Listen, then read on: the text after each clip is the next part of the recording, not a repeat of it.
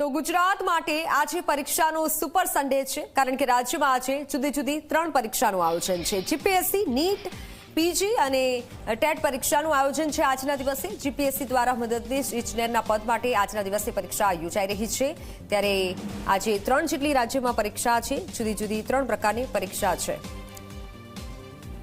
અને થોડીક જ વારમાં જીપીએસસીની પરીક્ષા શરૂ થશે। આજે નીટ પીજીની પણ પરીક્ષા છે, ટેટની પણ આજના દિવસે પરીક્ષા છે, ત્યારે આજે પરીક્ષાનો માહોલ છે રાજ્યભરમાં। થોડીક જ વારમાં જીપીએસસીની પરીક્ષા શરૂ થશે।